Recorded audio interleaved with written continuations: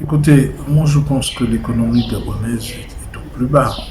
Et maintenant, aujourd'hui, la question c'est de savoir comment en sortir et en sortir de manière inclusive avec tous les Gabonais.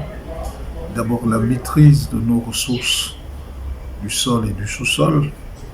Il faut qu'on remette carte sur table pour en discuter, pour voir comment bien gérer et faire en sorte que ces ressources-là soient disponibles pour créer une véritable économie. Parce que c'est par le biais de l'économie qu'on peut multiplier les richesses, qu'on peut créer des emplois, qu'on peut ainsi satisfaire tout le monde et aller de l'avant.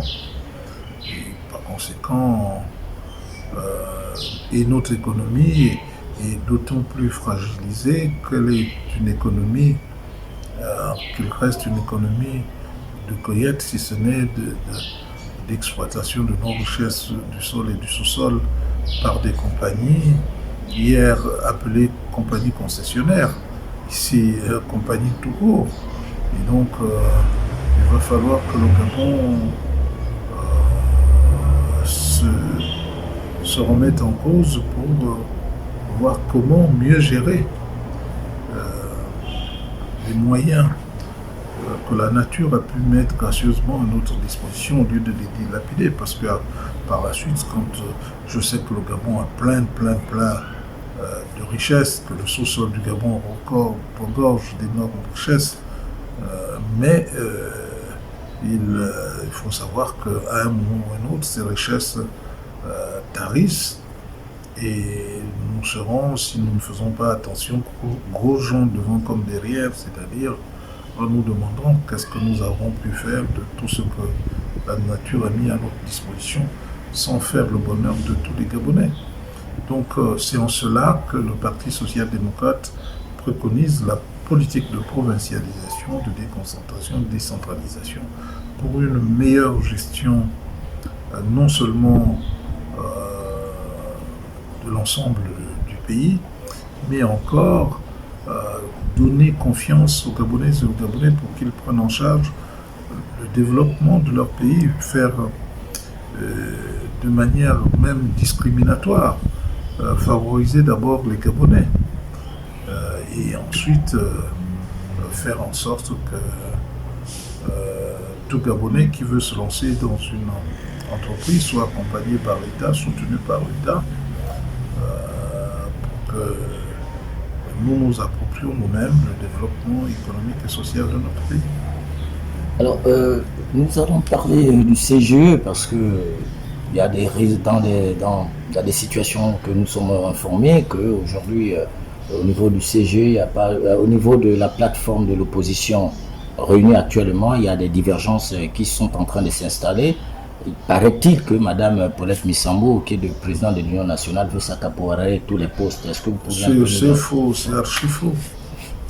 C'est archi faux. C'est un mensonge grossier. Elle s'est vue piégée par Louis Gaston Maïla.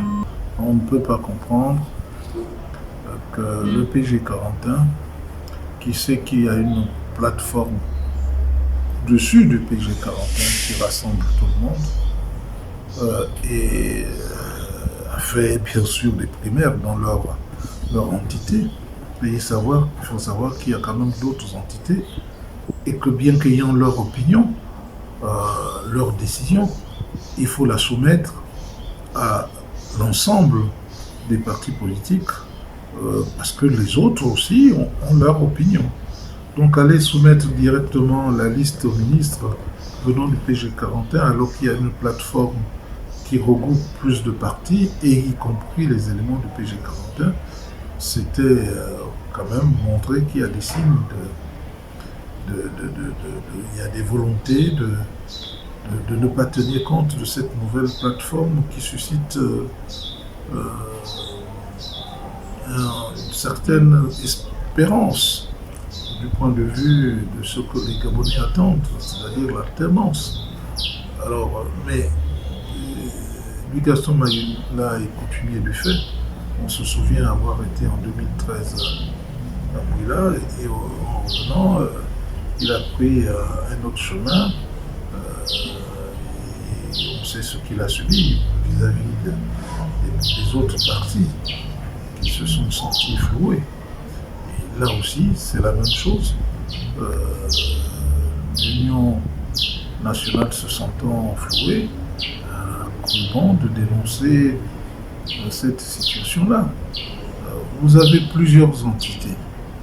Chaque entité peut prendre sa décision, peut essayer de produire sa liste. Mais vous avez une supra-entité. C'est à cette entité qu'il faut soumettre toutes les propositions et voir ce qu'il en sortirait pour qu'on ait une seule et même liste pour ne pas faire piètre figure devant le pouvoir, qui se réjouit quand il y a des dissensions. C'est pourquoi je pense que c'est un faux procès qui est fait à Madame Paulette Bissambou, d'autant plus que même dans la liste qui était proposée, elle n'a pu avoir que le poste de rapporteur, n'est-ce pas?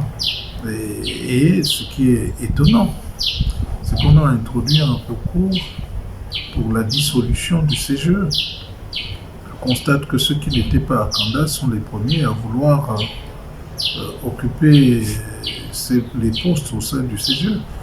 Et LD, qui a occupé quasiment 6 ans ce poste, alors qu'on sait qu'il est écrit que c'est 2 ans renouvelables une seule fois, et que tacitement, ce qui était là avait été renouvelé déjà, même si ça ne s'est pas fait dans les règles de l'art, on est surpris de voir que le Gaston Maïla est pour candidat celle qui était là, Madame Koy, qui était là déjà depuis 6 ans, allant à l'encontre même du dispositif légal prévu.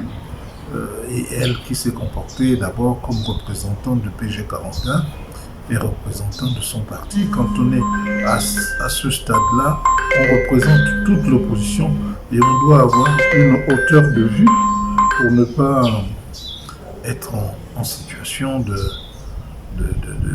paraître partisan à une fonction où on est à la disposition de tous les partis politiques quand on est vice-président.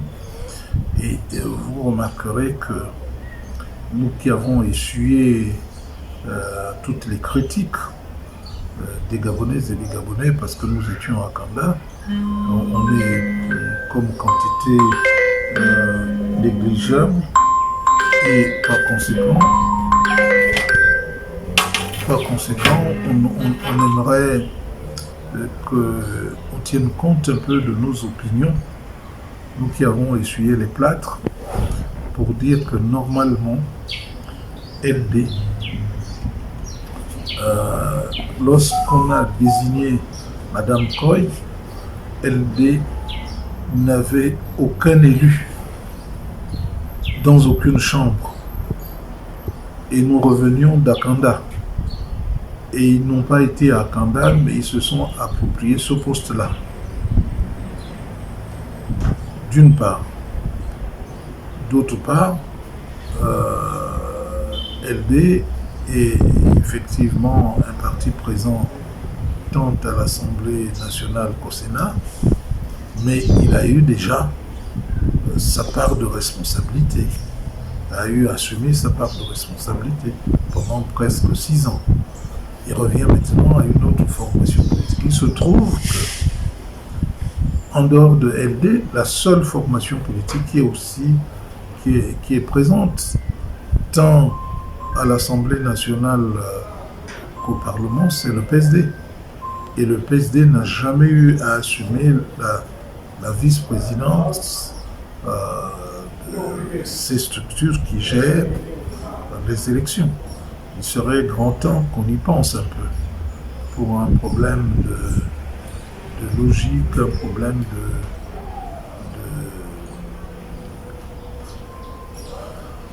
disons, pour le respect de l'autre, surtout le respect de celui qui s'est toujours battu des années durant contre vents et marées pour asseoir la démocratie dans ce pays. Et nous comptons rappeler cela à tout le monde. Le PSD, vous savez que depuis la conférence nationale, le rôle que nous avons joué, les accords de Paris, les accords d'Arambo et les accords d'Aganda, même si nous nous sommes mis en retrait pour laisser d'autres, même ceux qui n'étaient pas là, venir se servir à l'issue de ce que nous avons décidé de reconstruire la structure qui devait gérer les élections, mais il va de soi qu'il serait un peu loyal et logique que le PSD puisse aussi réclamer, surtout qu'on est présent dans les deux chambres du Parlement, puisse réclamer la vice-présidence de ces structures-là. Mais nous n'en faisons pas un plat, mais nous disons tout simplement que ce qui se raconte dans la presse, c'est désolant. On peut se dire que Mme Paulette Missambo est voulu accaparer tous les postes. Je m'inscris en faux. Et là, tout simplement, on lui a dit, puisqu'elle est la présidente tournante d'alternance 2023, qu'elle en tire les conséquences.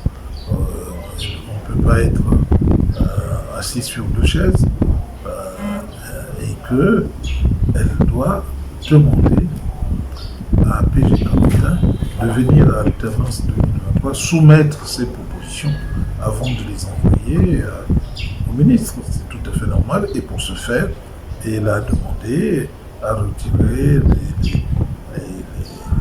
nom de son représentant dans une structure où ils avaient déjà décidé d'envoyer 3 noms à l'insu de toute l'opposition.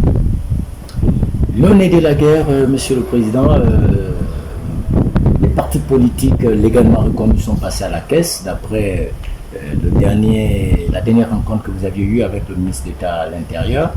Alors, les voix se lèvent de gauche à droite que la répartition n'a pas été effective. Et au niveau du PSD, comment vous apprenez ça? Dans un premier temps, j'ai refusé de prendre la somme qui m'était proposée. Et puis j'ai rencontré le ministre, j'ai compris la difficulté qui était la sienne de répartir très peu d'argent. Vous savez, je ne dirais pas qu'il est normal qu'on sous-estime les partis politiques, mais le comportement des partis politiques font que les partis ne soient pas pris à leur juste dimension par le pouvoir en place. Les députés qui ont appris que les parlementaires pédégistes avaient reçu 15 millions pour aller faire une pré-campagne pour le compte du pouvoir, se sont levés, ont été voir le Premier ministre pour lui dire que nous ne sommes pas d'accord avec cette façon de répartir les fonds publics et de les affecter uniquement pour le PDG. Et je crois qu'ils devraient être compris. Les partis politiques sont dans cette même situation. Cependant, on est dans un dilemme. Pour être financé, il faut avoir au moins un élu local. Or, on a donné les fonds, y compris à des partis qui venaient d'être créés, qui n'ont même pas d'élus locaux. Je dis, à partir de ce moment-là, c'est du détournement de destination des fonds publics. À moins d'être dans une phase, j'enfonce là une porte ouverte, une phase de campagne, on doit corrompre tous les partis, surtout les petits partis qui n'ont pas été déjà à l'épreuve d'une élection. Et cela va encourager les Gabonais à créer les partis. parce qu'ils se disent que qu'ils aillent aux élections ou qu'ils n'y aillent pas, à un moment ou à un autre, ils vont être financés. C'est trop facile. Et c'est pourquoi le peuple gabonais ne croit plus en l'homme politique. Que celui qui fait l'effort d'exister soit financé, passe encore. Mais celui qui n'a pas fait d'effort du tout et qui se réclame d'être de la majorité et que tout de suite, pour équilibrer, on admet comme parti politique et on lui donne un financement, même si c'est un financement de 5 millions, c'est déjà trop. Le Parti social-démocrate, par exemple, a dans un premier temps refusé de prendre ce qui lui était proposé, et c'est en rencontrant le ministre de l'Intérieur qu'il a compris qu'au fond, le parti s'en sort sans ce financement et qu'il fallait prendre ce qui est proposé sans autre forme de procès, parce que le Parti social-démocrate, 8 ans, à raison de 20 millions par an, ça fait quand même 160 millions. Au regard de ce qui a été proposé, on est vraiment loin du compte, très loin du compte. Mais on n'est pas là pour de l'argent, on n'est pas là pour aller pleurnicher devant le ministre de l'Intérieur. On a accepté ce qui nous a été proposé. Le mot de fin vous revient à l'endroit du peuple gabonais. Nous allons peut-être aller en concertation. Je suis surpris déjà qu'au sein de l'opposition, ils disent qu'il ne faut pas parler de la Constitution. C'est une opposition que je trouve bizarre. Il ne faut pas parler de la Constitution, qu'il ne faut pas parler du mandat présidentiel, alors que ceux qui nous avaient reproché de n'avoir pas su obtenir la limitation du mandat, c'est l'occasion que ceux qui sont capables se manifestent pour aller défendre les intérêts du peuple visant à limiter le mandat du chef de l'État. Si vous aussi, des opposants disent on ne va pas aborder cette question, on ne va pas aborder la Constitution, on ne va pas aborder les préoccupations qui sont celles du peuple vis-à-vis de la Cour constitutionnelle, je ne sais pas ce qu'on va y faire. Moi, j'y vais si je dois y aller ou si mon parti doit y aller. C'est pour aborder toutes ces questions et surtout celle de la transparence électorale qui consiste à faire de réformer le CGE. J'ai tourné, retourné la question, ce qui permettrait d'éviter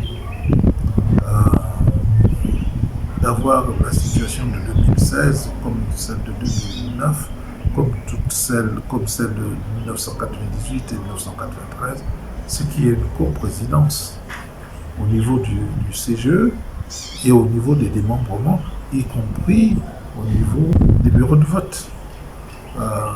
Et réformer par ailleurs le CND. Vous savez, le CND est une case à palabres. Si nous avons des tensions, c'est que nous avons un instrument que nous ne voulons pas utiliser. Le CND, c'est la case à palabres de tous les partis politiques, où les gens peuvent se parler. C'est au sein de cette case à palabres qu'il faut poser le problème de la transparence électorale et pour que d'un clic, puis le bureau de vote où les résultats sont rendus publics, ces résultats, je ne comprends pas comment, à partir du moment où les résultats sont rendus publics, ces résultats devraient directement aller vers le CGE au niveau national et vers le CND, la case à palabres, pour que tout le monde sache que les résultats sont bien ceux qui sont sortis du bureau de vote. Et qu'à partir de 21h, le CND indique au moins les tendances. Quand le CGE attend les documents, les papiers, les documents physiques, avant l'annonce effective des résultats. Et je voudrais que le CND soit la structure qui reçoit les récriminations de tout le monde, c'est-à-dire qui reçoit les réclamations et met en place des commissions ad hoc et ensuite des commissions, des plénières pour consensuellement voir qui a tort, qui a raison, avant, parce que c'est un conseil envoyé, un conseil consensuel à la Cour constitutionnelle sur ce que les politiques eux-mêmes pensent de l'élection. Moi, je ne vois pas pourquoi des gens censés pourraient être réticents vis-à-vis d'une telle démarche qui a déjà été acceptée par le CND. Mais le CND, aujourd'hui, est vidé de toute sa substance. Gare à celui qui a fait cela, parce qu'après, quand il y aura des problèmes, il n'y aura plus d'espace pour aller discuter. C'est pour éviter que ce soit la rue qui prenne le pas sur les discussions entre hommes civilisés que j'insiste sur le rôle que doit jouer le CND. Et je crois que si le président Omar Bongo avait accepté cette idée venant de moi, c'est parce qu'il a compris comme moi que c'est là qu'on pouvait corriger toute situation qui viendrait à heurter tout parti politique, tout candidat à une élection tant présidentielle que législative ou locale.